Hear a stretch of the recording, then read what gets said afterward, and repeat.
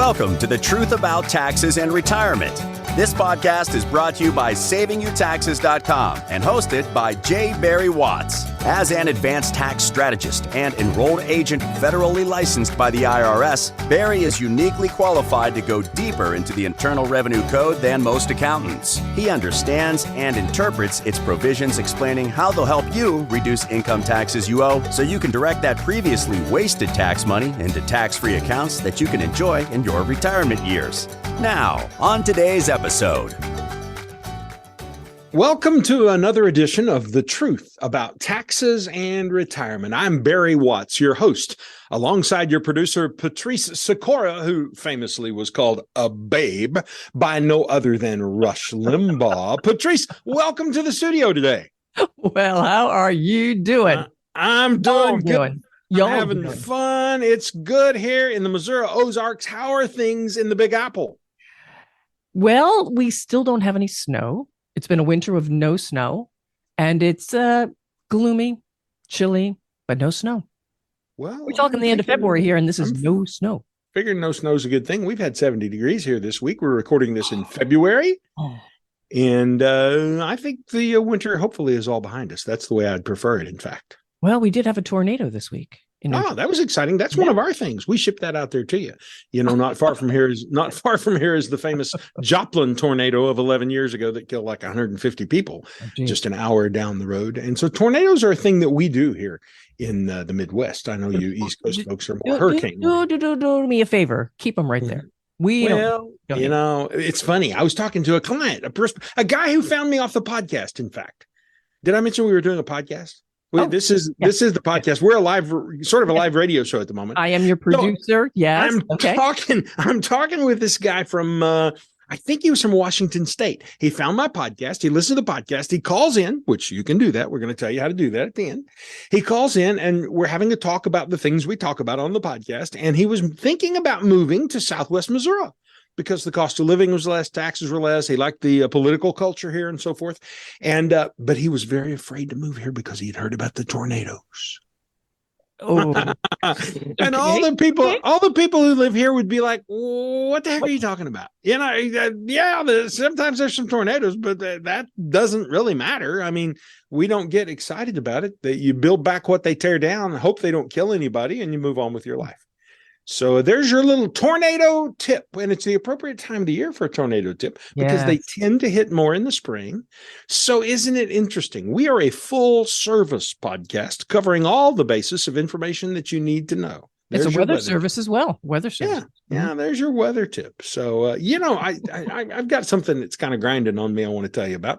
I was teaching a workshop a couple of nights ago, and I am waxing on eloquent about taxes. I hope that people think I wax eloquently. I don't know. Why do they say you're waxing? Wax on, wax off. Anyway, I'm talking about taxes, explaining things, how things work, and talking about the different kinds of accounts and how they're taxed. And I happened to talk about Roth IRAs. And at the end of it, one guy sitting about 2/3 of the way back says, well, that's all great. I don't qualify for a Roth IRA because I've retired from working.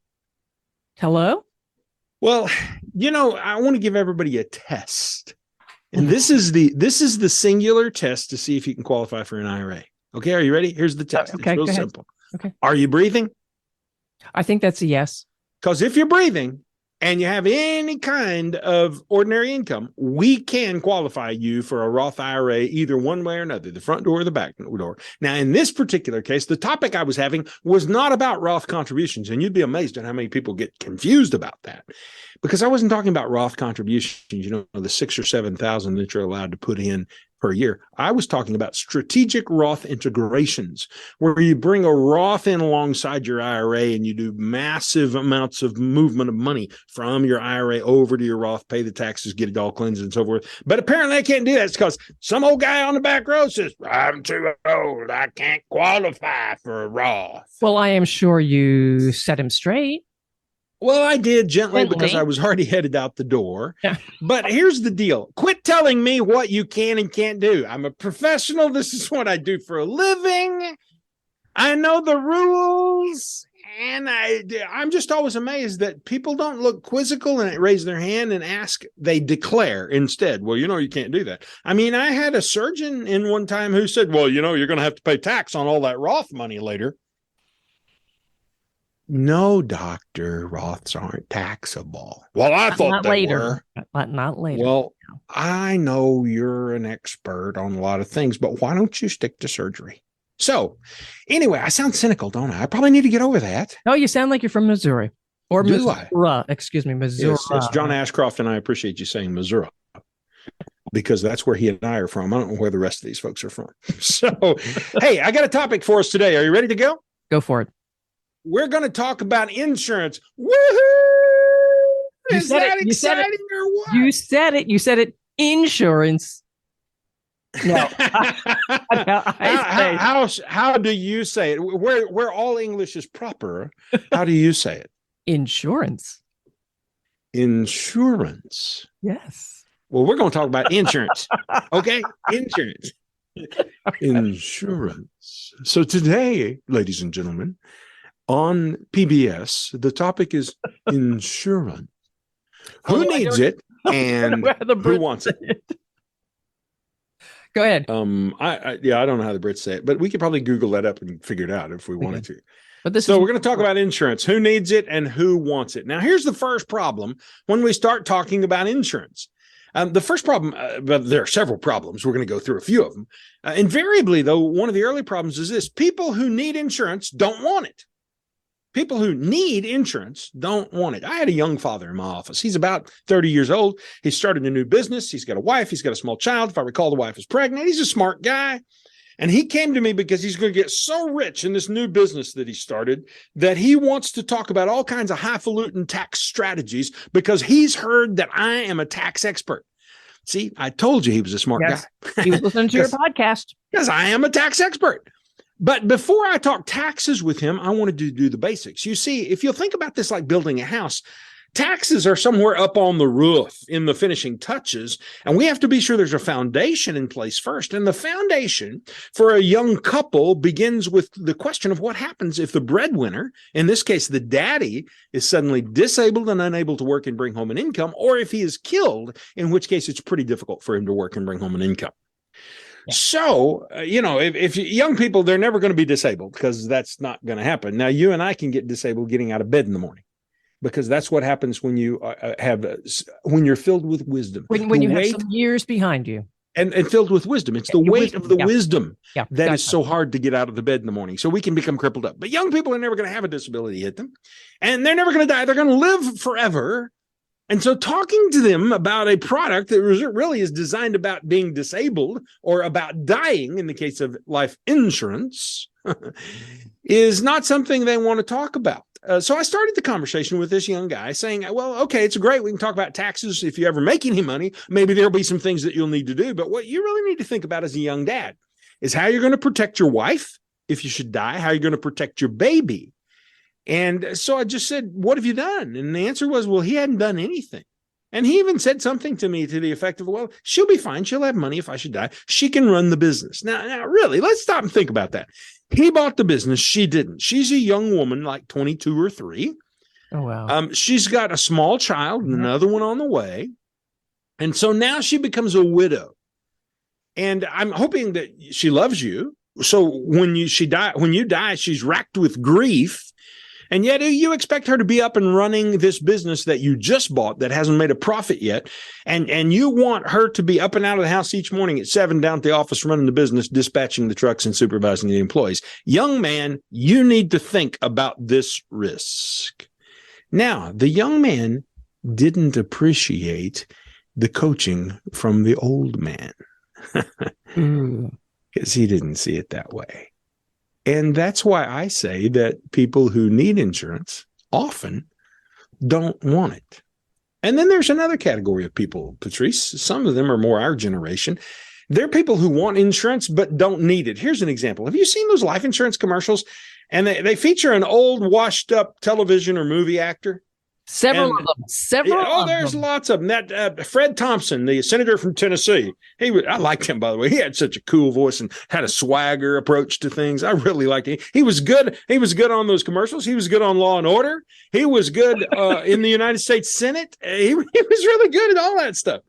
But Fred Thompson used to hawk some insurance product. I don't remember what it was. I think I've even seen Tom Selleck. Oh, Tom Selleck, of all people. Yes, he was doing reverse mortgages too. The New York police commissioner is hawking reverse mortgages. Well, there are all these characters on TV, and they're saying things like, guaranteed issue, we can get you a 65-year-old $10,000 in death benefit for only $99 a month.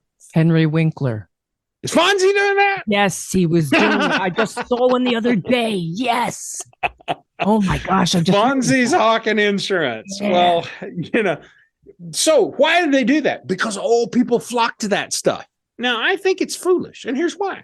What's $10,000 going to do for you at this stage in your life? What's it going to do for your family? It might pay for part of your funeral. It might. I'll grant you that. But frankly, at this stage in life, you should have saved enough money that your funeral's already covered. And so the fact that old people flock to these television commercials, and they keep running these television commercials on all of these stations that play all the old movies and so forth, this is why I say that people of that age, they probably don't need the insurance, at least not that kind of insurance, but they want the insurance. And I've got a theory about that, by the way, Patrice. My theory is, I don't think they really want insurance. I think they want immortality. Huh? I think they're old. I think they're afraid of dying. And I think somehow in the back of their mind, if they buy some life insurance, it makes them feel better about dying. This is just Barry's theory. I could be all wrong on that. Well, you could take it a step further. But the first... It makes them feel better about dying because they think they are providing for their demise, their death. And there's people, their kids won't have to worry about it. $10,000? Go to the sock drawer and pull it out. Yeah. So there's the first problem. People who need insurance don't want it. People who want insurance largely don't need it. And that leads us to a second problem. And the second problem is the language surrounding insurance. I think it's goofy. Let me give you an example of that. Why is it called health insurance when it only pays if you're sick? Shouldn't it be called illness insurance? I'm just asking. For my farmer friends, we do have some farmers who listen to the podcast.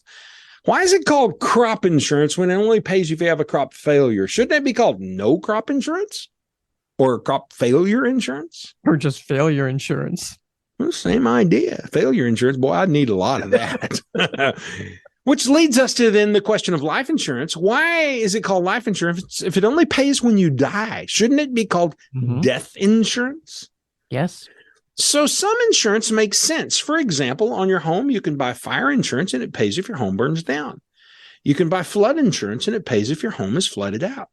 For your automobile, you can buy collision insurance that pays if you're in a collision, but life insurance pays if you're dead. That just doesn't make sense to me. So I think we have a language problem that's confusing right out of the box, which brings me to the third problem. And the third problem is people hate life insurance and they avoid life insurance salesmen like the plague. Generally, the only people I've ever met who really had given up their hate for insurance companies were the people who had cashed a death claim check. And they suddenly had an appreciation for insurance companies. Now, I'm going to go out on a limb here, Patrice, and I'm going to say that it's not really the insurance company that people hate. It's not insurance that they hate. It probably isn't even the insurance agent. But the problem is that insurance has never been properly and patiently explained so that people could understand it. Instead, it's been rushed. Buyers often feel pushed into a corner without getting answers to all their questions. And though they finally sign on the bottom line, they still feel queasy because they don't really understand. And so that's why on today's podcast and in my office when we meet, we really take a tremendous amount of time in trying to help people understand insurance. We probably spend more time in our meetings on insurance than any other thing we do. We draw pictures, and I'm going to draw some pictures in the air today that if you've got a good imagination, hopefully you'll be able to see them coming into your mind. We talk about concepts. I use illustrations and analogies to give explanations. And we then look at actual numbers on here's how much you put in, here's how much you'll take out under these different and varying circumstances so that we can see what a deposit in insurance does and does not do for the owner and for the insured and make sure that it's a good fit. I often say that these visits, we call them protection visits. In our office, your meetings start with your discovery visit, and your discovery visit goes to your architecture visit, where we talk about what the architecture, your plan is going to look like. And then after we have said, okay, let's build the house, then after we build the house, we start talking about protecting the house, the insurance side of that. So we call these protection visits. And I say that it's like visiting a shoe store. Now, here's the problem, generationally again, Patrice, is some of our listeners don't know what I'm talking about when I say it's like visiting a shoe store. You and I remember when you used to go in a shoe store, and people, first of all, it was a shoe store. It wasn't a shoes and clothing and housewares and whatever store. It was a shoe store. That's all they had. And they would meet you at the door, and there were multiple people in there to do it, and they would take you to the appropriate section for you, and they would sit you down in front of this long snouted thing where they would put the shoe on your foot. They handled your foot. What a nasty job handling people's feet. There are some people's feet I wouldn't have minded handling, but most of them probably wouldn't want to. You remember they put you in that little bracket thing to measure your foot. When's the last time you saw one of those? I haven't in a long time. You're right. And when's the last time anybody put a shoe on your foot? When's the last time anybody was in the store to help you find the shoe? Oh, no. No. But you and I remember when that was the norm for going into a shoe store. So they would help you find the shoe that fit your foot. And then you walk around the store and you say, now, how does it fit? Is it too wide? Is it too tight? Does it feel good? Does it walk out right? Is this the shoe you want? The shoe you don't want? Same thing happens on a protection visit. What we do is we walk that shoe around the store and say, how does this fit? Is this the right fit? Is this the right thing? Does this work for you? And sometimes people are like, I love the shoe. And sometimes people are like, I hate the shoe. And sometimes people are like, I like the concept of the shoe. The shoe looks pretty good, but I don't think it quite fits me. Can we get a little wider, a little narrower, a little longer? And we work the shoe until the shoe fits. We work the insurance until it's the appropriate kind of insurance for the situation. And that's always going to be one of two kinds of insurance, Patrice. There's only two kinds. The first is called death insurance, and the second is called life insurance. Now, let's unpack those if you don't mind. Death insurance is the insurance you need. The insurance you need. Now, why do you need it? Because you need to protect your family against what happens if you should die and they lose your income. Dying is the operative term here. That's why I call it death insurance. See, up to now, everybody's always called it life insurance. That's dumb. It's death insurance. So think about when you die. When you die, who's going to pay for the food that goes on the table and the roof that goes over your head? Or rather, not your head, because the casket is over your head. The dirt in the grave is over your head. Who's going to pay for the roof that goes over the head of your loved ones? Who's going to clothe them? Who's going to pay for summer camp? Who's going to pay for college? I've got a wedding coming up in June, the 17th. Who's going to pay for the wedding? Who's going to tuck that money away so that your spouse is building up a retirement so that when the kids are gone and your wife's too old to work, your husband's too old to work, they've got something to fall back on? These are all the things that death insurance does. Now, how much death insurance do you need? Well, that's different for everybody, but let's just think about this. If you have small children and it takes your family $50,000 a year to live, that's less than $1,000 a week. A lot of people can't get by on that much, but I'm not trying to make this bigger than it needs to be. I'm just trying to help you think rationally. If it takes your family $50,000 a year to live, and those kids are going to be in the family for upwards of 20 years, that's $1 million that you're going to spend just on those basic family expenses. Now, if you've got young children, what you haven't figured out yet is the older they get, the more the expenses increase, because suddenly there's music lessons and there's club dues. And there's sports leagues, and every little girl needs a pony. Never got one. Never got You're still waiting on your pony? If you come waiting to my house, I can just put you on horseback all day long. You can ride and ride and ride. We've got two of them, Molly and Smurf are their names. Smurf. And Molly and Smurf will treat you really, really well. In fact, we put little kids on them all the time, and when we have a good experience with that.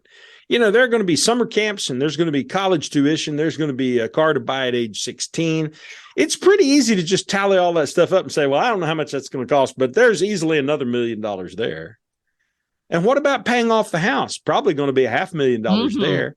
And then how much does the surviving spouse need to go into an account for their eventual retirement? It's easy to see how a middle-class young family, if they lost the breadwinner from the home, could need as much as $3 million in death benefits to cover the loss of the breadwinner. Now, the good news is you can get $3 million worth of coverage relatively inexpensively on a young parent. For example, a 30-year-old male non-smoker in good health can get $3 million worth of death benefit for about $350 a month. And that death benefit will last for 30 years. So if you die anytime in that 30-year period, your family will get this $3 million. Now, at the end of 30 years, the kids are raised. The house is paid for. The college is paid for. The 401k is full. And the need to cover your income if you should die has greatly diminished. So your insurance needs have diminished. And therefore, at the end of 30 years, your insurance coverage ends and you quit paying for it. But if you had died anytime during that time, your family would have received $3 million. Now, that kind of insurance, Patrice, is called term insurance. It pays only for a specific term. In this case, 30 years. Now, you can get 10-year term, 20-year term, 30-year term. I've seen 40-year term, but then it's at the end of the term, whenever it is, it ends. And technically it doesn't end. What happens is they just say, okay, in the next year, you're 31, instead of paying $350, your insurance bill is going to be $13,000. So it ends because everybody said, well, I'm not paying that. If you die anytime in that period, then you get paid. But if you don't die during that period, then it never pays. So it's either use it or lose it. Either die and get paid, or you will not get anything out of this insurance. Use it or lose it is a little rough, don't you think? No, I think it clearly articulates. I'm a communicator, and my job is to help people understand. So, they may think it's crass, and they may not like the way I say insurance, but they're going to go away saying, I understand I got to use it or lose it, and using it would mean dying, and that's not such a good idea. And that's going to lead us to a different kind of insurance in just a moment. But first, I want to explain to you a little bit, Patrice, about really what insurance is. Insurance is a social contract. That's what they teach in college, by the way. Insurance is a social contract where you replace an unknown large loss with a guaranteed small loss. Now, the unknown large loss is what happens if you die. It's what happens if the house burns down. It's what happens if you have a car wreck. I don't know what happens in any of those situations, but it might be a big problem financially. So when you buy insurance, you are agreeing to take a small loss every month in the form of your premium, $350 a month in this analogy. And you put that $350 guaranteed loss in the form of your premium every month over into a big pool with thousands of other people. And you're accepting a guaranteed loss of $350 per month, so that whoever in that large pool, if it's you or if it's someone else, experiences the big loss, they'll have enough money to cover the big loss. You're substituting an acceptable small loss for a big catastrophic loss. That is shared risk, and shared risk is one of the primary components of insurance. That's what makes insurance insurance. Wouldn't it be wonderful if it were part of a finance class that we all got in high school? Well, why do you do this to me so much, you and all the other folks? Every time I teach a class, people come up and say, I need to be teaching this in high school. Yes. Why need to teach me this in school? Well, they'll look at me and they're like, well, you need to be teaching this to the young people. You need to teach this to my kids.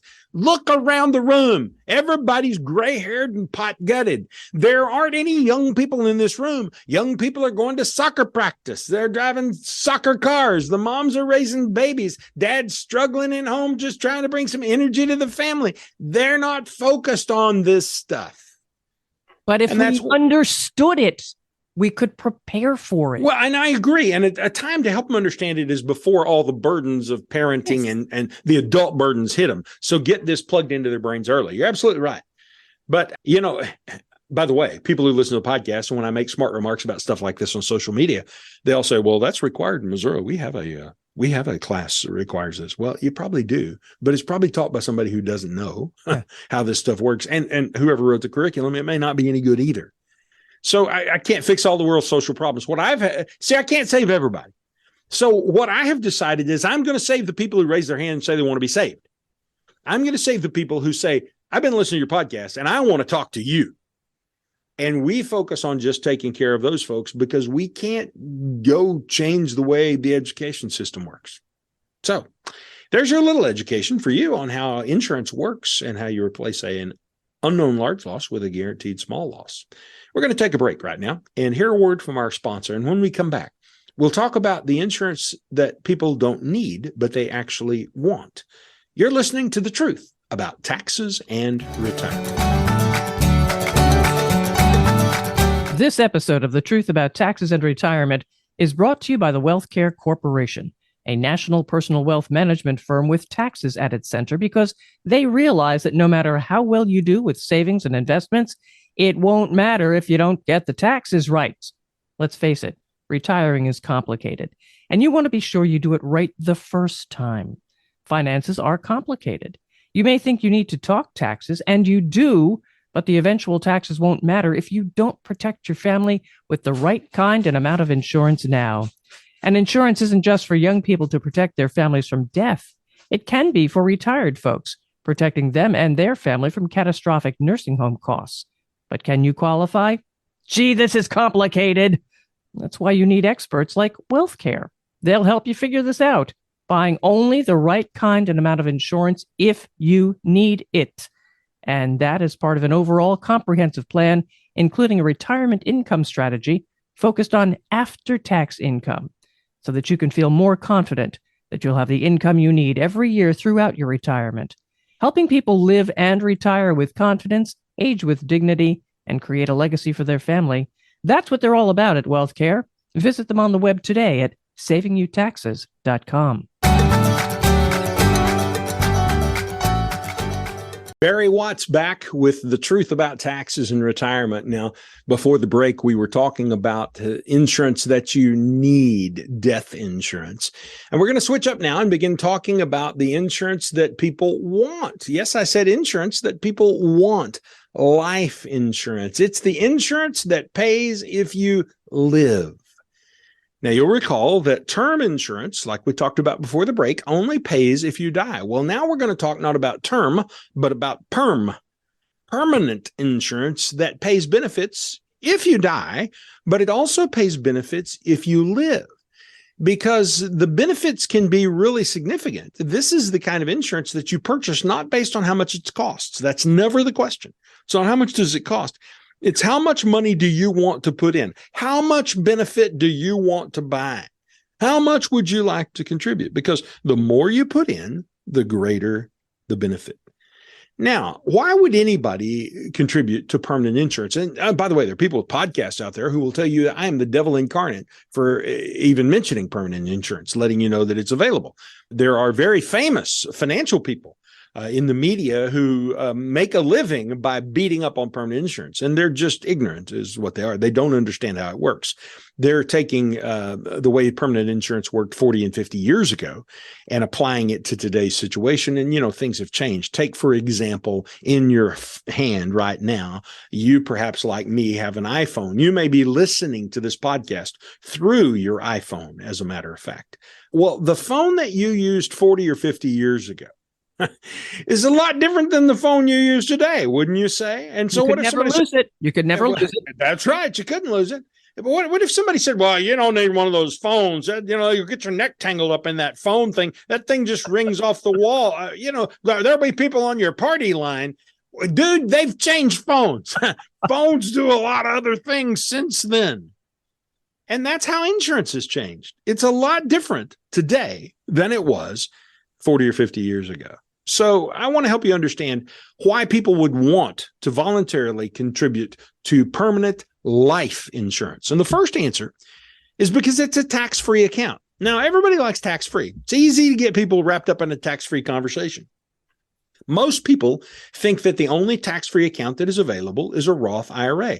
And Roth IRAs, Roth 401ks, Roth conversions, those are indeed tax-free accounts. Now, some people who think they're smarter than the rest of us will say, oh, wait. There's a thing called a tax-free municipal bond. But a tax-free municipal bond is not really tax-free, because you can pay a tax on that bond if you sell it early, and the income you receive from that bond causes your Social Security to be taxed and causes you to pay more for your Medicare. So tax-free bonds aren't really tax-free. Roth IRA accounts are tax-free, but also life insurance accounts are tax-free. And so one of the big reasons that we use life insurance in our practice for some of our clients is because of the tax-free nature. I just was remembering this is totally off topic, probably. We'll see if I can go down this, chase this rabbit and come back and find the trail that I was on. But I was just thinking about a guy who came to a class that I taught over at Missouri State University not long ago. And he was, he came in and met with us the first time. And for the holidays, he then went to see his family. And he came back and called our office and said, cancel my next appointment. I went home and talked to my father-in-law, and he said, there's no way I should be talking to you because you're talking about life insurance, and that's a bad thing. I don't want to meet with you. Oh, dear. Well, yeah, thank you. First of all, thank you. You're the wrong guy. I don't want to meet with you either. But the guy was talking about life insurance, the phone on the wall. He wasn't talking about the phone that was in his hand and all the things that it would do for him.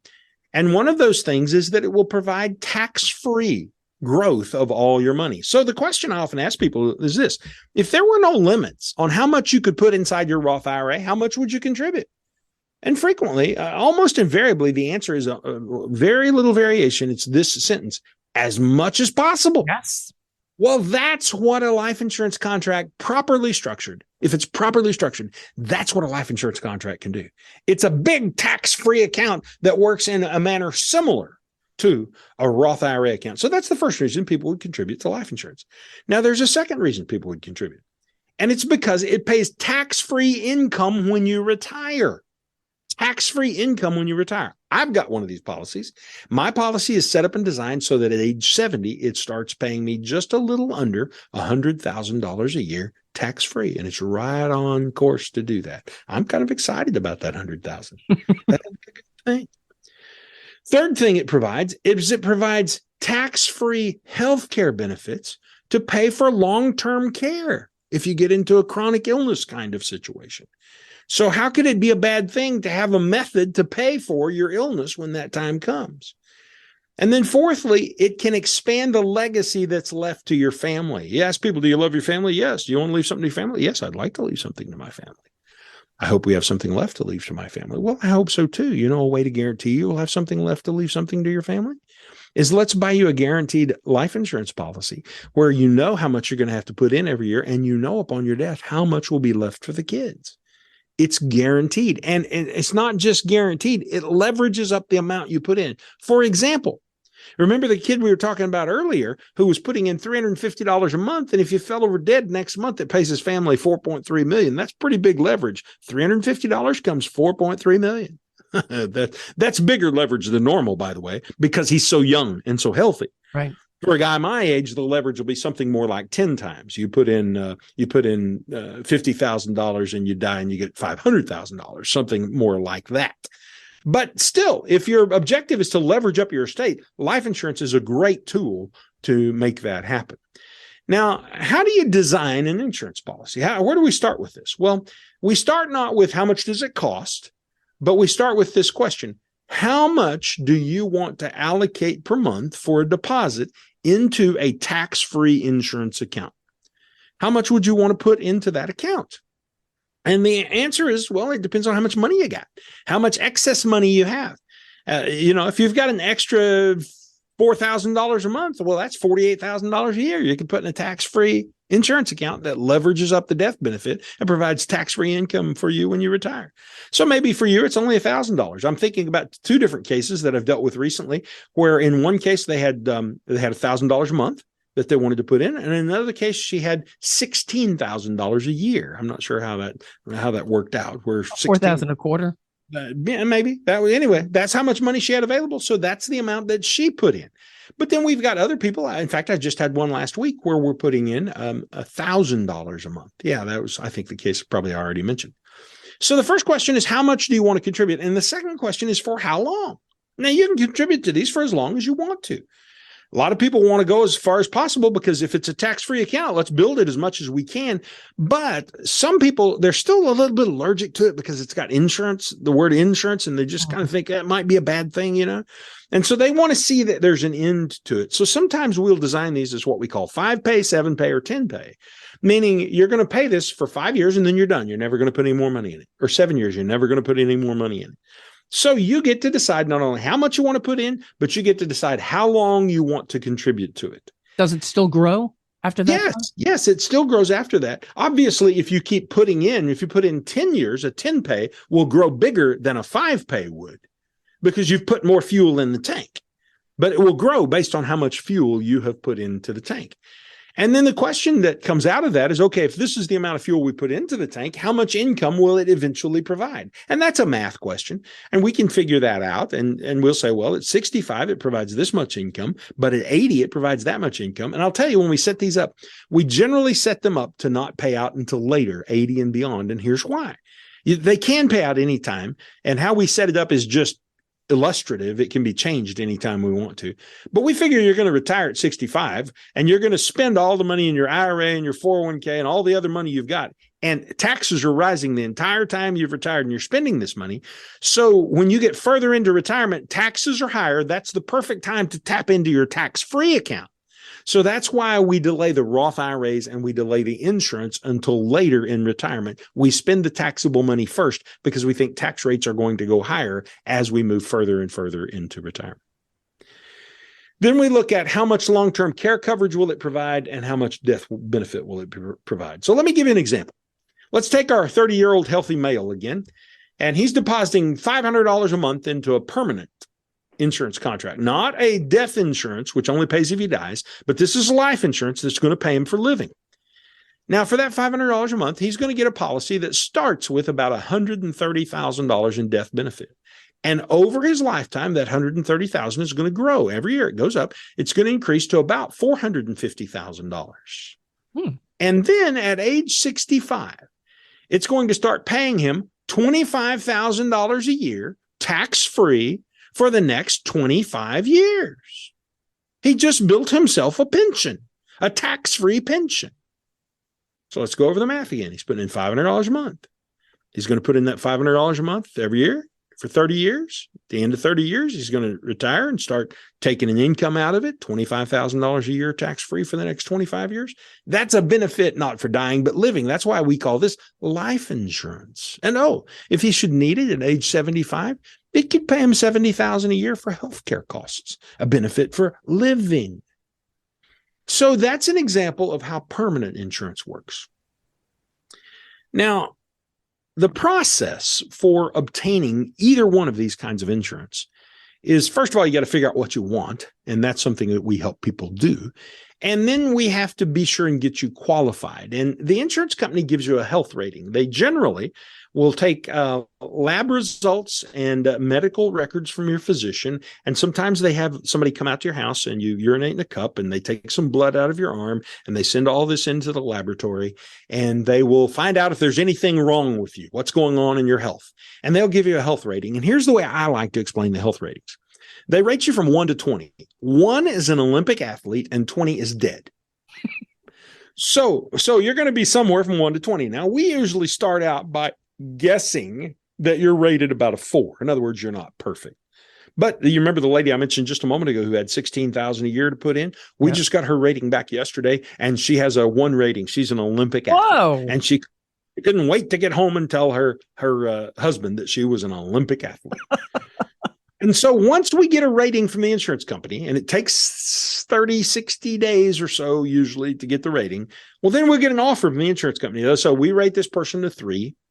And based on a 3 rating, then and based on the amount of money we were planning on putting into the contract, well, then here's how much death benefit you could have. Here's how much income you could have. Here's how much benefit for long-term care you could have. And that's where we sat down and we analyzed the offer. Now we're in the shoe store. And we say, all right, we're going to put this shoe on your foot. Now, how's that fit on your foot? Now get up, walk around the room. How does it feel? Do you like the shoe? Do we need to adjust the shoe? Because we know your rating now.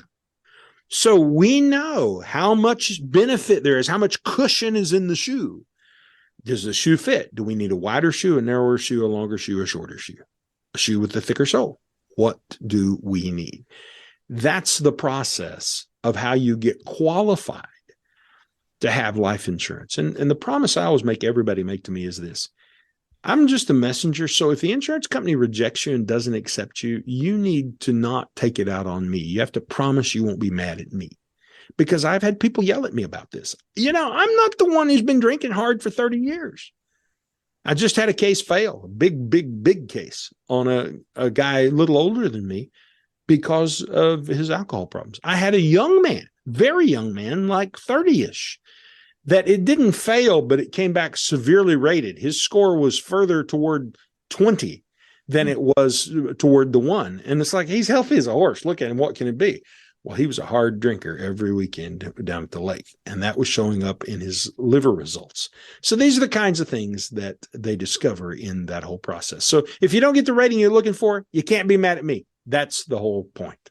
So can you go back, Barry, and have it done again in a couple of years? Yes, you can in a couple of years, but what if you die in that couple of years? Well, and secondly, your cost of insurance when you're a couple of years older is a couple of years higher. Right. So yes, you can. Things can change and you can get your body cleaned up, so to speak. But people are going to do what people are going to do. Hard drinkers are going to continue to hard drink. Hard drug users are going to continue to use drugs. People who eat fried chicken and macaroni and cheese are going to eat macaroni and cheese. So kind of what we got is probably what we're going to get. That's sort of the way we look at those kinds of things. So to bring this in for a landing, Patrice, let's talk about our listener. Let's talk about their situation. And to you, listener, do you need insurance? I don't know, because I don't know you. And how much insurance do you need? Guess what? I don't know. And there's only one way to find those things out, and that's to have a conversation about it. And we'll figure out together whether you need insurance, and if so, what kind of insurance you need, what's possible, and what's not possible. And you can start that conversation by going to www.savingyoutaxes.com. And there you'll find a phone number where you can call, or even a calendar link where you can schedule an appointment to talk with one of my fellow advisors at the Wealth Care Corporation. And in that conversation together, you and they will figure out what you need. It might be me. You might even be lucky enough to get me on that call. I don't know, depending on what the schedule is that day. But whoever you're talking to will work with you to figure out what you need and how to proceed in a way that best takes care of whatever kind of problem you are hoping to solve, whether it's insurance or retirement or tax related. You see, that's why we do this podcast. We want to help you arrest the questions and solve the financial problems that you know you have, and even the ones that you may not know you have. We want to teach you the truth about taxes and retirement so that you can make the best decisions possible, allowing you to retire with confidence, age with dignity, and create a legacy for your family. Now, do me a favor, if you would. If you think the podcast would be helpful to your friends, would you please click on the share button and send a link to the people that you care about most? Or post it to social media so your friends and family can get the same benefits that you do from listening.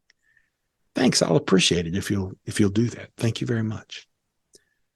Until next time, I'm Barry Watts, your host on The Truth About Taxes and Retirement, reminding you that no matter how fabulous you are with money and investing, if you don't get the insurance and the taxes right, nothing else matters. This has been a production of the Wealth Care Corporation, found on the web at savingyoutaxes.com.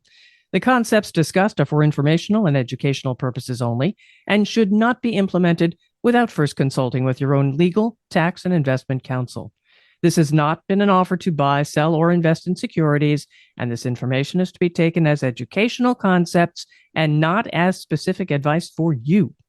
The lawyers and regulators like for us to remind you that all investment involves risk, and you could lose money. Past performance is never a guarantee of future results. Tax strategy services are provided by American Tax Strategies, LLC. Investment advisory services are provided by WealthCare Asset Management, LLC.